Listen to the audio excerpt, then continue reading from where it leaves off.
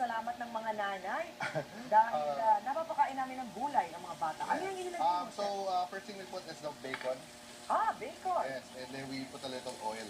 Okay. And then, next we put some onions, Okay. some garlic. Then we just saute them all together. Okay. So, igigisa niyo lang tong mga misis at pagkatapos niyan, ay ilalagay mo na ba yung kalabasa? At pwedeng samahan din pala ng carrots, ano? Yes, chef? ma'am. Mas masarap po siya pag may carrots. Saka mas Oo. maganda yung color niya kasi. Yes. At kung ang mga misis naman ay may oven sa bahay, pwedeng i-bake muna yes, para mas ma'am. malasa, mas masarap. Yes, ma'am. What we do in the restaurant is we put spices in. Oo. Pwede ba rosemary tayo? Tapos, para mas malasa siya. Oo. Tapos i-bake lang muna ng mga gano'ng katagal siguro yung chef? Hanggang lumambot lang siya. And then, you can do the saute na Okay. afterwards. So ito naman, gagawin ko ngayon ay itong ating Mango cilantro salsa. cilantro salsa. So ilalagay ko na yung ating mangga. Ayan. Tapos, ano ba itong iba mong ingredients pa dito, chef?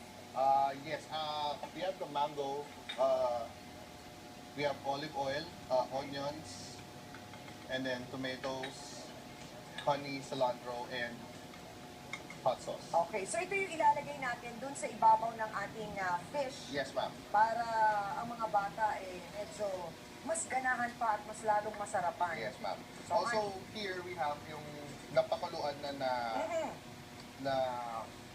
Kalabasa, oo, at saka yung carrots na ginisa natin kanina. Yes, ma'am. So, ipipuree lang natin siya. Hanggang mag-smooth lang siya. Oo. Itong mango salsa na ginagawa ko, chef, pwede itong lagyan ng konting hot sauce. Yes, ma'am. Oo, para medyo Pero optional lang naman. Oo, para meron lang medyo pang pang kontra dun sa sa tamis ng honey. So mga misis, pag naglalagay tayo ng hot sauce, paalala, medyo tansya-tansya lang. So pagka puree natin, ibabalik ulit siya sa kaldero. Yes, babalik po natin siya sa kaldero and then we're gonna put the milk. Okay. Ang sarap nung amoy nung cilantro. Saktong-sakto, alas 10, kakainin ko to. Habang nanonood sa teleradyo at nakikinig sa DZMM. Kay Kakamar. Sakto. Ito ang ginamit mong isda? Yes, ma'am. That's dory. Dory. Ay, yung nilagay mo. This is evaporated milk. Okay. So, para Oo, so... put them all together. sige, habang hinahalo mo yan, ako nang mag-tulong sa'yo, chef. Sige, So, para sa gagawin ko ating na yung fish... beer batter. Oo. Mahirap bang gawin yan? Kaya-kaya? Hindi naman po, kayang-kaya Bilis naman lang. po. Okay. Ang kailangan lang po natin, self-rising flour. Okay. Ano lang po yan, all-purpose flour with baking powder and salt. Okay. So, nilagyan na natin ng konting salt. Yes, ma'am. Tapos? So, haluan lang siya natin ng beer hanggang makuha natin yung gusto nating consistency. Okay.